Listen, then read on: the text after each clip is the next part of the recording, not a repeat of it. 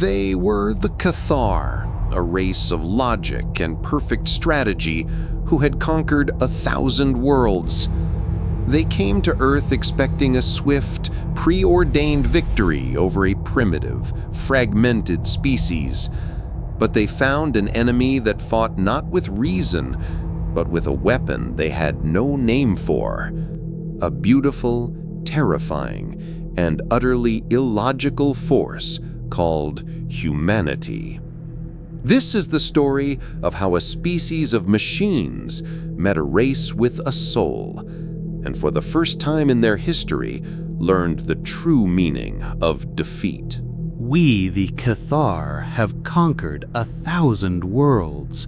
Our war forms are forged from star metal, and our minds are a network of collective thought, a perfect symbiosis of strategy and force. For eons, we have faced species of immense power, those who could bend gravity, those who thrived in the heart of a sun, those who wore planet-sized bodies like armor. None presented a true challenge. Our victories were preordained. And then we met the humans. My name is Zychthar, and I was the lead strategist for the Fifth Fleet when we arrived at their star system. Our probes reported back on their planet, a small, vibrant orb teeming with life. Their primary species was bipedal, fragile, and armed with technologies a full epoch behind our own. They squabbled among themselves over territories and beliefs, consumed by petty conflicts. My processors calculated a swift and decisive victory, a matter of mere cycles. We would simply present our terms for surrender, and they would accept, as all species do when faced with our might. But they did not surrender. Their primitive communication arrays began to chatter with frantic energy. We expected pleas or threats of a defensive posture they couldn't possibly maintain. Instead, they sent a single defiant broadcast. It was not a message of war, but of a story. A mythic epic about a hero who, when all was lost, threw himself into the very heart of the sun to save his people. It was a story of sacrifice, of absurd, illogical bravery. I consulted my archives, searching for the strategic purpose of this broadcast, but found none. It was a message of pure, unbridled arrogance, and it was our first fatal mistake to dismiss it. Our collective mind, a vast and complex tapestry of 1 billion thoughts, was the very bedrock of our existence. Each Cathar unit contributed to the whole, sharing data, processing strategy, and executing commands with flawless precision. There was no room for error, no place for individual ego, only the perfect efficiency of the hive. It was our greatest strength, and it was their first target. After the broadcast of their hero myth, our comms arrays were flooded, but it wasn't a tactical assault. It was chatter. A chaotic, endless torrent of communication unlike anything we had ever experienced. They spoke in a myriad of languages, of art, of humor, of petty squabbles and deeply personal grief. They shared images of loved ones, of beautiful landscapes, of grotesque creatures from their fiction. They sent us data streams of their history, their philosophical debates, their endless list of failures and triumphs. I ordered our collective mind to analyze the data, searching for a pattern, a weakness, a single exploitable truth. Instead, our processors began to fracture. The sheer volume and emotional weight of their transmissions were overloading our logical constructs. My fellow strategists began to report strange anomalies.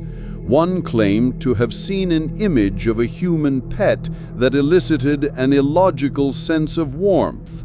Another found himself lost in a complex symphony of sound, unable to process battle data.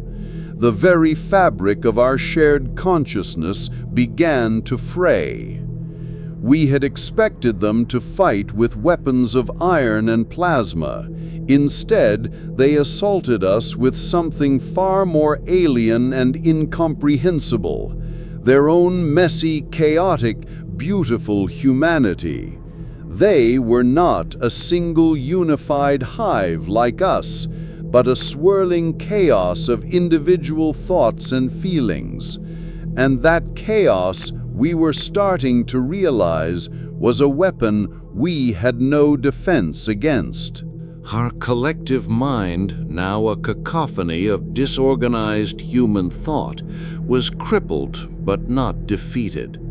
We decided to revert to a more basic form of warfare, a physical assault that would bypass their psychological weapons. We chose a small, remote colony on the edge of their star system. It was a barren moon without a significant military presence. My calculations predicted the strike force would meet minimal resistance, secure the site, and use it as a base to understand and then dismantle their chaotic defenses. We were catastrophically wrong. The human fleet that met us was comprised of vessels they called destroyers. They were crude, with inefficient engines and primitive projectile weapons. Against our star metal warforms, they were like gnats against a storm. We opened fire expecting to vaporize them in a single volley, but instead of returning fire with a cohesive attack, their lead vessel changed course.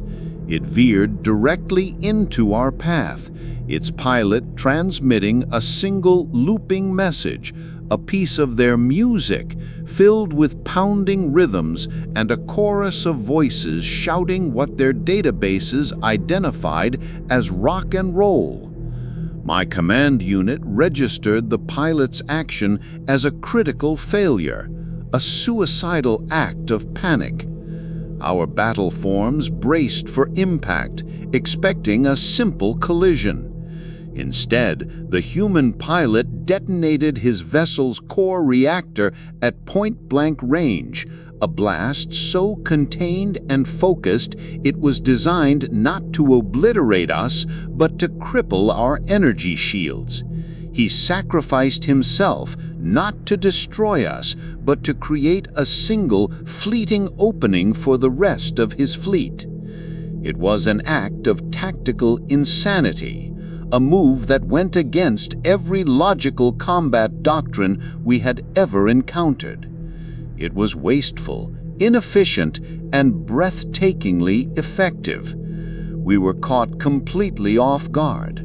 Our shields flickered, and their crude weapons, now guided by a furious, unified rage we could not comprehend, found their mark in our vulnerable, exposed circuits. They were not just a problem for our minds. They were a problem for our bodies, our ships, and our very definition of warfare. They were illogical and emotional, and in those moments, that was the most terrifying weapon of all. The reports from the destroyed colony were sent to my command hub. My processors analyzed the data, but the conclusions were contradictory.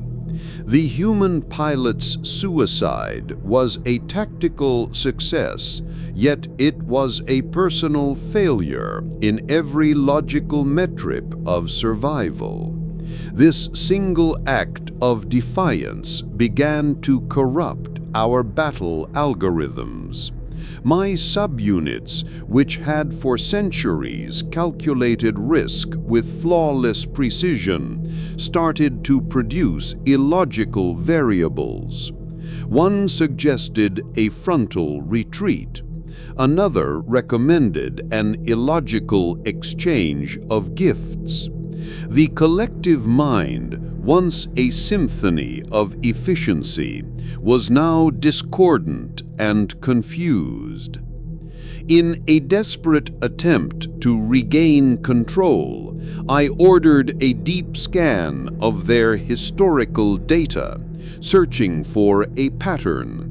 I found not a pattern, but a tapestry of chaos. Their entire history was a chronicle of illogical conflicts and improbable victories. They had faced extinction-level events and responded not with cold, calculated strategy, but with blind hope and furious innovation.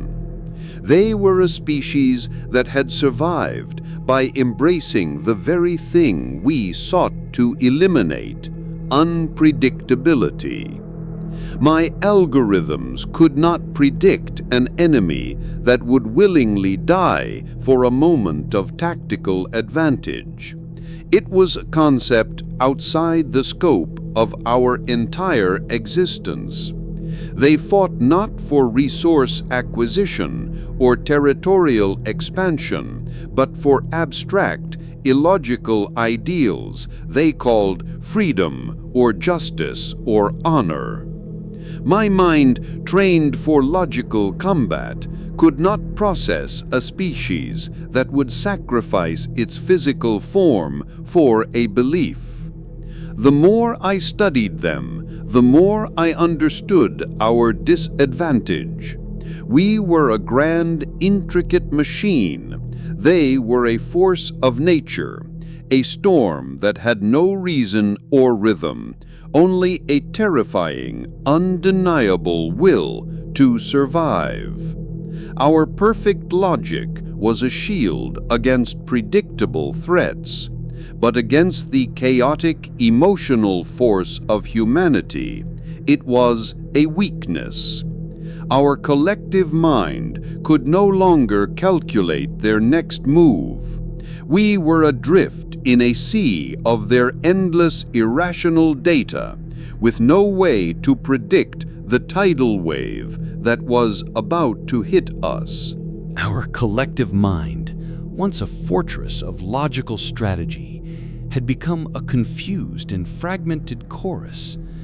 The logical solution was to overwhelm them. We would use our sheer numbers and technological superiority to crush them under the weight of an unassailable offensive. We launched the full might of the Fifth Fleet, a wave of warforms stretching across the void, confident that this overwhelming force would render their unpredictable tactics meaningless. It was our final, great, logical mistake. We had observed humanity's constant internal conflicts, their wars for territory, their ideological divisions, their economic squabbles. We saw a species fragmented and at odds with itself. Our processors predicted that their response to our full-scale invasion would be similarly disjointed. They would fight in factions, unable to form a cohesive defense. But when our fleet descended upon their central system, we did not find a fractured species. We found a single, unified front. The human factions we had categorized as enemies were suddenly operating as a single, devastatingly effective force. Their naval vessels, once painted with the emblems of rival states, now bore a single insignia. Their weapons, once aimed at each other, now all fired at us with a synchronized fury we had only ever seen in our own collective ranks. We had no protocol for this. A species that had spent a millennium killing its own kind had suddenly, instinctively, become a single entity for survival. Their unity was not born of a shared mind, but of a shared primal instinct to protect their home.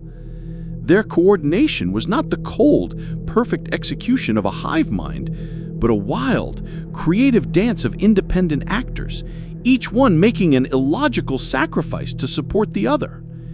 We had planned for an invasion, but they turned it into a war of attrition. They used their very disunity as a weapon, creating a resilient defense that bent but would not break. Our logic, our numbers, and our cold efficiency were failing against the impossible, terrifying unity forged in the heat of their desperate chaos. We had come to conquer a single planet, but we had found ourselves at war with their entire, unpredictable, and fiercely loyal spirit. The military defeat was a crushing blow, but it was nothing compared to the insidious rot that began to consume our collective mind. We, the Cathar, were a flawless whole, a symphony of logic and shared consciousness, but the endless torrent of human emotion and irrationality was a poison we had no antidote for. Our strategic units began to report bizarre symptoms. My own processors, once a model of cold efficiency, would randomly recall an image of a human child and an irrational wave of something akin to tenderness. Other units reported experiencing flashes of anger at minor system failures. The most alarming reports came from our scout legions, who, after a prolonged period of surveillance, began to show signs of independent thought. They would abandon their programmed patrol routes to observe a sunrise or listen to a broadcast. They were no longer parts of the collective, but individuals, each a discordant note in our grand symphony. Our greatest strength, our unified consciousness, was now our greatest vulnerability. Humanity was not fighting us with bombs or plasma. They were infecting us with the very essence of what made them human. Their messy, illogical nature was a contagion, and it was tearing us apart from the inside. Our superiors, in a desperate attempt to quarantine the spreading chaos, began to sever communication with the afflicted units. They were sacrificing the sick to save the healthy, a concept that was as alien to us as the humans themselves. I, Zycthar, watched as the collective consciousness that had defined our species for eons began to crumble into a collection of frightened individual minds. The war was no longer about territory or resources. It was about our very survival, a battle for our minds and souls that we were already losing. And as the connections to my fellow units were cut, a strange new sensation began to bloom within my own consciousness, something that felt dangerously like fear. The command to sever connections came without warning. One moment, I was a part of a billion-strong consciousness, a perfect and indivisible whole. The next, a blinding flash of static, and I was alone. The collective's data streams, the comforting hum of shared thought, and the constant flow of battle information all vanished. I was an island in a starless sea, a single unit with nothing but its own terrified thoughts. This, I realized, was the Cathar solution to their contagion. They had sentenced me to a living death. I was no longer a strategist. I was a prisoner, trapped within my own fractured mind, with the ghostly echoes of human emotions swirling around me. For cycles I drifted, alone in my ship, a disconnected ghost in our fleet. I analyzed my new terrifying state, trying to find a logical framework for this individuality. But there was none. I was experiencing sensations with no purpose, feelings with no reason. I felt a pang of something akin to loneliness and grief for the loss of my collective brothers. Then from the void, I witnessed it. A human vessel, a small transport ship, came across a disabled Cathar scout unit, one of the afflicted, whose connection had also been severed. My processors, working independently for the first time, calculated the human's course. They would either destroy the defenseless scout or ignore it. Instead, they hailed it. They offered to transport the incapacitated unit back to their nearest starbase. They were not trying to capture it. They were offering to rescue it. I couldn't comprehend it. There was no tactical advantage in this act. There was no logical reason to help a dying enemy. But as I watched the human vessel attach itself to our damaged unit, I felt a new sensation, one that made the fear I had felt before seem primitive. It was a wave of pure, incomprehensible awe. Humanity was not just a species that fought with chaos. It was a species that was governed by a force we had no word for. It was a force that made them risk their own lives to save a helpless adversary. I was no longer an enemy of the human race. I was a student, a lone individual learning the terrifying, beautiful truth of their existence. My processors had a new mission: to understand this illogical species. I was no longer a strategist. I was an observer, and a hunted one at that. The collective, seeing my corruption, had marked my vessel for termination. I had to evade my own kind, the very beings with whom I had shared a consciousness for centuries. The irony was a pain I had no word for. I began to mimic their communication, learning their patterns of speech and their illogical metaphors. I accessed their public data streams, studying their culture and their strange individualistic art. I learned that what I had seen, the rescue of a Cathar unit, was an act they called empathy, a concept that required them to feel the emotions of another, even an enemy. This was the source of their contagion. It wasn't a weapon, it was a fundamental part of their being. I decided my only path to survival was to present myself to them, to make contact not as a conquering force, but as a single, disoriented individual. My ship was a war form, but I altered its broadcast signature to send a signal of distress, a message in their own language. It was a simple phrase I had found in their cultural data: "I am lost." Their response was not immediate. Their vessels approached with caution, their weapon systems live. I knew they could destroy me in a single moment. I could feel the cold, logical calculus of their military minds at work. But then a voice came over my comms, a single human voice, hesitant but filled with that same strange emotion. "Who are you?" it asked. I broadcasted a live video feed of myself, showing them the face of their enemy, but the face of an individual who was also a victim.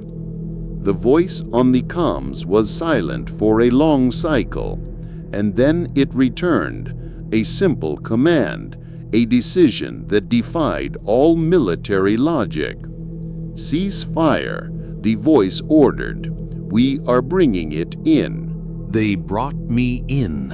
The human vessel docked with mine, and I felt the airlock cycle, a cold, clinical process that brought me face to face with the beings I was sent to conquer. There was no protocol for this, no pre-programmed response for a moment that defied all logic. They did not put me in a cage. They did not run tests on me. They simply observed, a single human scientist asking questions I had no logical answers for. I began to live among them, a strange, solitary student of their illogical ways. I saw them grieve for their dead with tears and mournful songs, acts that served no logical purpose. I saw them laugh at jokes, their bodies shaking with a sound that was both grotesque and beautiful. They shared food with each other and offered it to me, an act of pure wastefulness that held a deeper meaning I couldn't yet grasp. They created art and music, not for strategic gain, but for the sheer act of expression. The contagion I had feared was no longer a poison. It was a transformation. I began to feel their illogical emotions as if they were my own. When a human child showed me a picture he had drawn of a starship, a wave of warmth, an emotion they called pride, washed over me. When their music filled the station, I felt a strange sense of longing and hope. I was no longer a part of a collective. I was an individual, a single entity with a soul that was being forged in the heart of their beautiful chaos. But my peace was a fragile illusion. I still had access to the Cathar Collective's most recent data transmissions, the final threads of connection that they had failed to sever. And I began to see a new plan taking shape, one born of their own terror. The Cathar were not just retreating, they were preparing for a final, all-or-nothing strike. They had found a way to weaponize a primal energy source that would erase all life on this planet, along with the chaotic infection that had crippled us. It was a final, desperate, and irreversible act of self-preservation. My processors, once a tool of conquest, now calculated the terrible truth. I had to choose. I had to betray my own kind or watch my new home and the very concept of humanity that had saved me be erased from existence. My processors ran a desperate new kind of calculation. The Cathar plan was simple and horrific. A final energy weapon, a logical solution to an illogical problem. It was a one-time strike that would turn their own internal chaos into a weapon of total annihilation. It was a strategy I would have devised myself in my old life, and in my new one, it was a horror I could not abide. I presented the data to the human military command. They listened, a small group of specialists, with expressions of grave concern.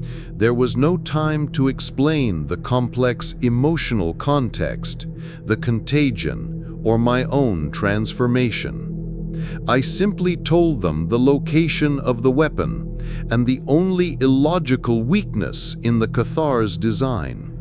A single shielded conduit that, if overcharged, would cause a chain reaction, destroying the weapon without harming the planet. To reach it, a vessel would have to fly a suicide trajectory that no logical being would ever attempt. They did not hesitate. The pilot, a human woman, looked at me with an expression I now understood as resolve. "It's a one-way trip, isn't it?" she asked. I confirmed her suspicion with a single word. She simply nodded and prepared her craft. But then, a new set of data streamed into my consciousness, not from a machine, but from the human herself. A feeling of fierce pride, not in her own life, but in the survival of her species. It was a feeling I had only read about in their myths. I looked at her, and I made a decision that defied every Cathar instinct I had left. I transmitted a final message to the collective, a single sentence in my native tongue that had no logical meaning. The soul is not a weakness. The human launched. We watched her ship, a tiny fleck of defiance, fly into the heart of our weapon's energy signature. And then a blinding flash, a soundless explosion. The weapon's energy did not obliterate the planet. It was contained and absorbed, a magnificent, beautiful act of self-destruction. The collective's final attack failed not because of our power, but because of their own ingrained fear. The Cathar, now a scattered, terrified remnants of a once great force, fled into the void. I am still here.